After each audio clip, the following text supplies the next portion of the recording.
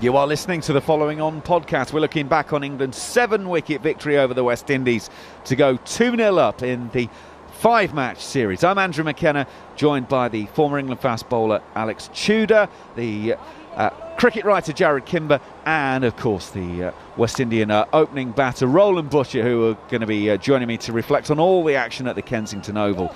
We'll discuss a sublime return to form for the England captain Jos Buttler. We'll hear from some of those involved as well and discuss how the West Indies can recover as we go on to St Lucia to complete this series. So plenty to come over the next 25 minutes or so. This is Following On.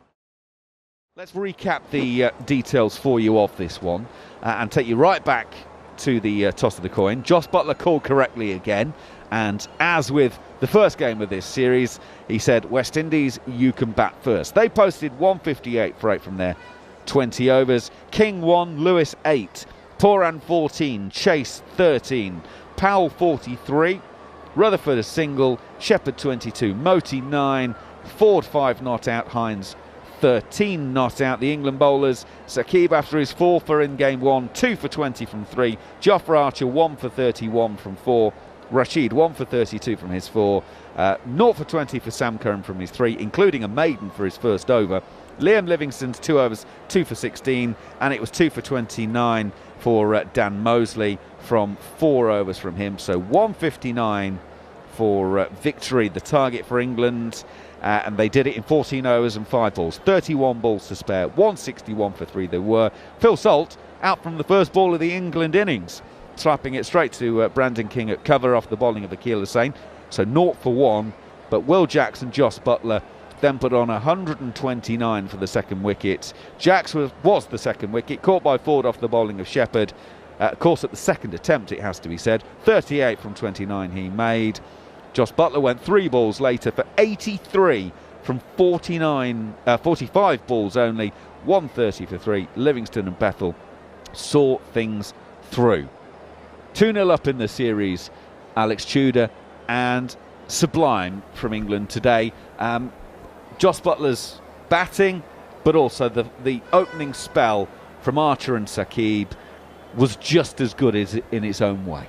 Yeah, it was impressive, and sometimes, as you say, in T20 format, everyone wants to see the ball to depart to all corners, but I still feel, as you said on commentary, Macca, that there has to be a fair balance between bat and ball, even in this format of the game, if you want to talk about people being great and good, and we sort of throw that around a little too much. But that bowling stint from those two up front, and we'll ask Roland, because obviously he was a little bit disappointed with how Jos Buttler dealt with his bowlers at the back end, but it was a little bit in the uncharted water where the ball in the 5th over and the 6th over was still swinging. So obviously the skipper was saying, listen, I need to keep them going and maybe get a couple more wickets so West Indies are really in the hole.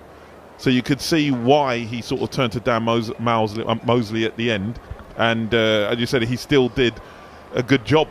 Yes, he got 2 for 29, but these series are to give everyone a chance, and he's not been seen a lot bowling around the wicket, bowling at 70 odd mile an hour.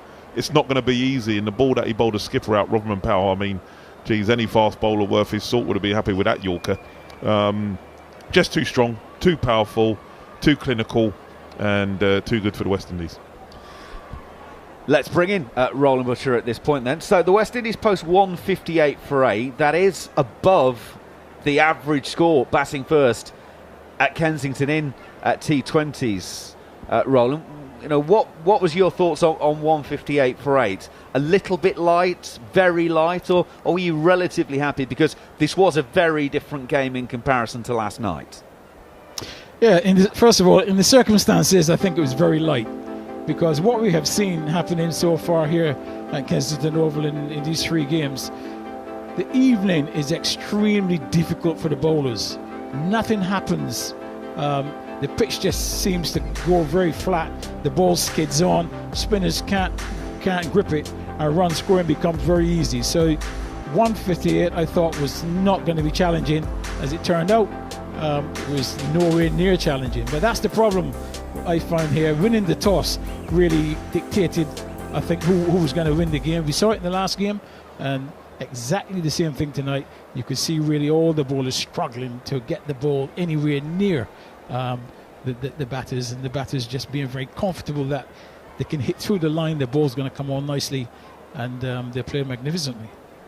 They did indeed. 158 was always going to be difficult to defend, but Roland, when West Indies take that wicket first ball, they're probably thinking, fantastic, we've got a way in, and then Jos Buttler comes and does what he does. And in fact, actually, I think we're going to hear from Jos Buttler very shortly, because surprise, surprise, he has been named as player of the match. We can hear him now speaking with Nikhil Uttamjani.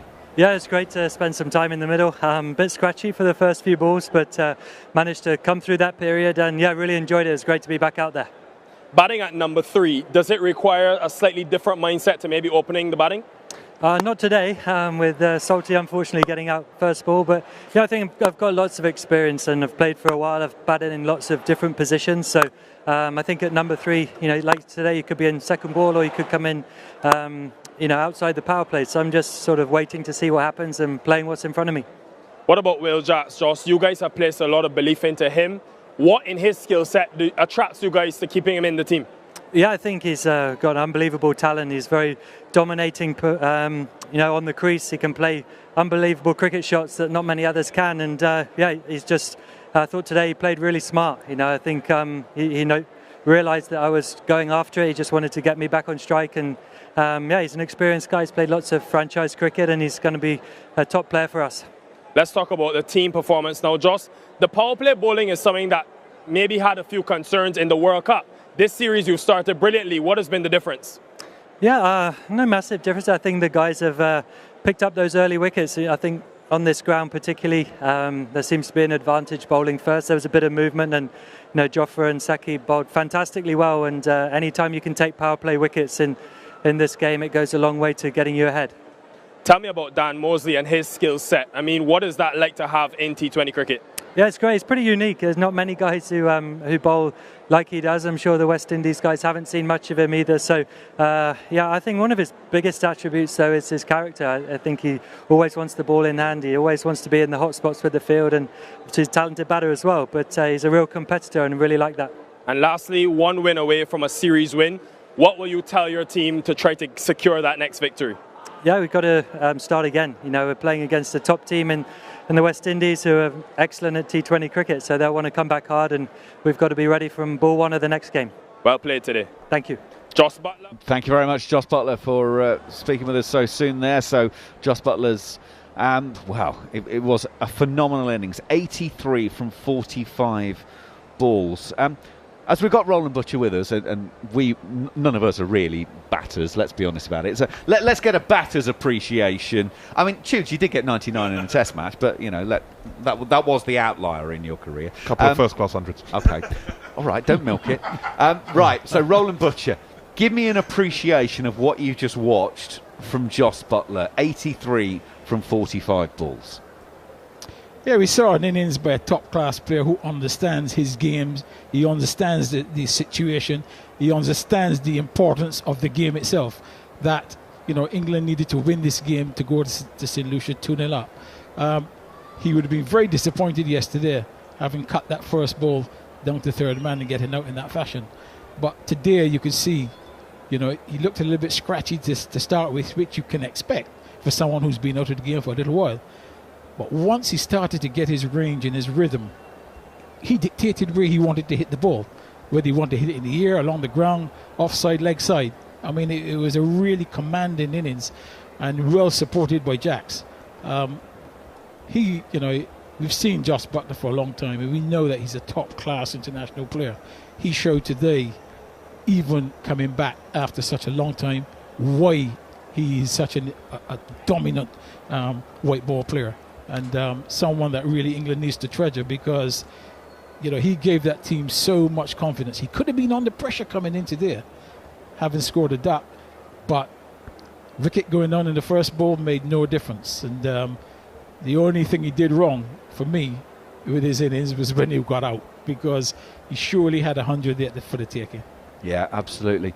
Alex Tudor, he said actually coming into this series, he admitted that the way the World Cup went, England elected to change the coach. Quite often, that also means a change of captain as well. He wasn't sure that he was going to keep the role. Well, he has kept it on. It looks like there will be a slight tweak in the fact that he's not going to take the gloves, certainly as regularly. It might be the odd time he does so, and that's to help elongate his career. If today is an early indicator of it, it looks like England have made the right choice, if you like, to not do anything. Yeah, listen, look, having Buttler in your side, he's captain, but he's a world-class player. So I couldn't care less where he is. I mean, you need him playing. If he's keeping, it's an added bonus, but you've got Phil Salt, who's a very dangerous player and has done well in white ball cricket for a long while now, so you don't lose anything there. It's just where do you want to bat your best player. You know, obviously in franchise cricket, and he normally opens the batting, but we've got so many powerful batters. You can maybe say with that experience, you have him batting at 3 when you've got the likes of Salt and you've got Will Jackson. The only disappointing thing for me today was that Jacksy didn't get a not out. For me, you know, he gets 50 odd not out. The skipper would generally get his 100, and you come off winning with 9 wickets, and that is how ruthless sometimes you have to be at this level. But he got 38. He looked decent. He'll be disappointed with the way he got out. He just didn't quite get the elevation to get it up and over mid-off, and he'll be disappointed with that, but a decent start. Jarrod Kimber, our king of numbers, is with us once again here on the talkSPORT Following On podcast. We're talking about Jos Buttler moving from opening the batting to number 3. Tudor said quite a few times that he likes the best player to be opening because you want your best player to face the most number of balls. I know you don't have the numbers in front of you, but what's your gut feel in terms of, is there much of a difference between opening and number 3? Are we going to see much difference, do you think, in Jos Buttler's point of view? Look, I think it's... I'd have to think of the amount of balls, but it's about 4 or 5 balls less per game. So that's kind of what Judes is talking about. I think Buttler opening with Salt makes more sense, and Jack's coming in at 3, because I think Buttler is probably a slightly better player of the new ball at the moment than Jack's. And we've seen him play in the IPL at number 3 as well. I know he's done it elsewhere, so I'm not saying he can't do it. But honestly, there's probably not a huge amount there, but you might also look at which player you think is more likely to maximize the power play. And these days, it's probably Jack's over Buttler, and maybe that's how they're looking at it. But I don't think there's a huge error in either direction if they want to go there. And captains often, you know, will give the younger player the more sweet position, won't they? So if that's the decision they've made, I think I'd back that up. Right there. So England are 2-0 up. We've got 3 games to play. If the West Indies want to win the series, they've got to win all 3 of them. So the question is, how do they go about this? So, heads up, Roland, I'm coming to you on this one, because this is going to be a tricky one. The West Indies have got to find a way of getting in and winning 3 games there. How do they do it? I mean, the first thing I'm guessing is Alzari Joseph is going to be technically available because he got a 2-game suspension for flouncing off the field. As we've just been talking about, the West Indies bowling at the moment isn't great. Therefore, as the West Indies' best bowler, best seam bowler, presumably he's going to come straight back into the side, isn't he? I suspect he will, and I think West Indies will need him because the bowling really lacks any sort of cutting edge. There's no pace in the bowling at all. It's very samey, and quite easy to bat against. He has to come back. Very fortunate, obviously, for me, as you know, he really should have been out for the whole series. But that's another matter. He will come back, and obviously in St. Lucia, which is the quickest pitch in the Caribbean, he will be an asset. The question is going to be, will they take a chance on Shamar Joseph as far as pace is concerned?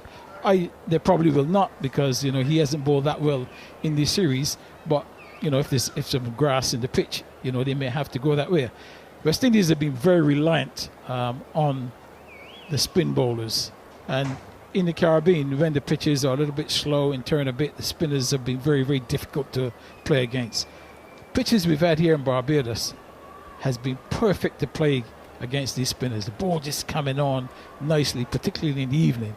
and really hasn't caused any concerns whatsoever for the batters. So if they don't get the fast bowling right, then England could easily win this series, probably 4-1 quite easily. So Alzari Joseph to come back in. Shamar Joseph is also slippery in terms of pace. Would you potentially play both of those? And I'm thinking if it's the quickest pitch in the Caribbean, you probably then don't need 3 spinners, so maybe Roston Chase might miss out again. How are you going to get the pacers into the side?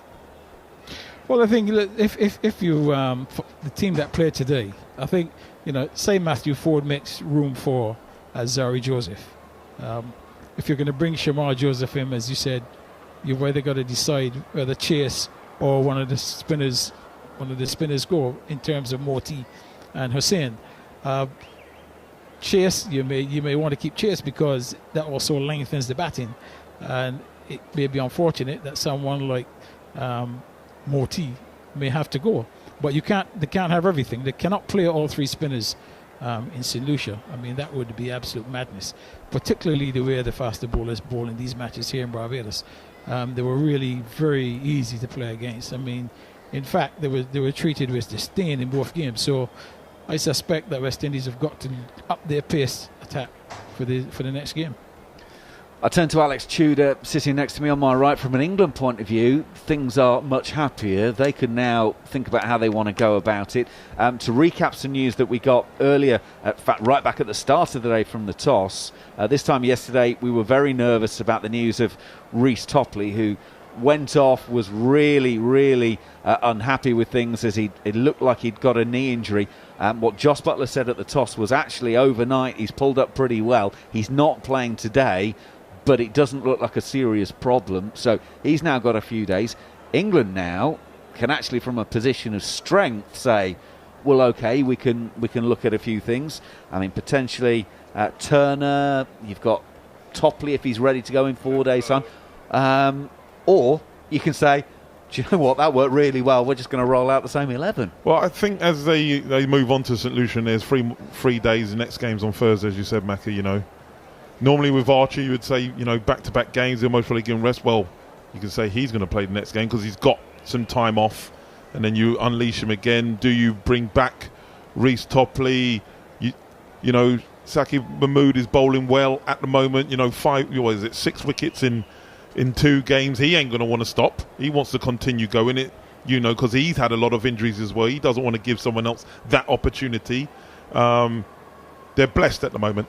They've got very good people to come in if that's what they want to do, or do they say we're going to be ruthless and we just keep the same side and we go again? I can't really see them change around the batting. It's normally the bowling, unfortunately for us bowlers, that gets changed. Batters is sort of concrete. There's nothing changed there.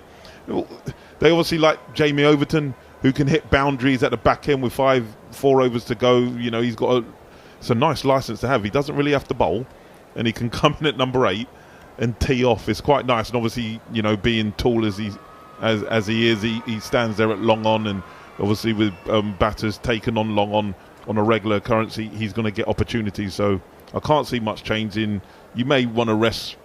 You could rest if it's a quick wicket rash, possibly, and give Turner a go, the young guy who's got some good pace and is exciting, and they want to unleash him. So maybe St. Lucia's where they let him free. Well, one thing nothing against the West Indies, but I would like England to have this series wrapped up with at least 1 game to spare, because that might mean we get Jaffa Jahan get a go, the young leg spinner. So it would be great to be able to describe his international debut, the youngster. But England are in a great position. As I say, they're 2-0 up with 2 dominant victories. They won the first game by 8 wickets with 19 balls to spare. They've won the second game by 7 wickets with 31 balls to spare, as Jos Buttler, the England captain, found some form. And then how? 83 not out from 45 balls, and England cruise to a 2-0 lead here on talkSPORT 2 and the talkSPORT Cricket YouTube channel. On AM, on DAB, via the talkSPORT app and on your smart speaker. talkSPORT.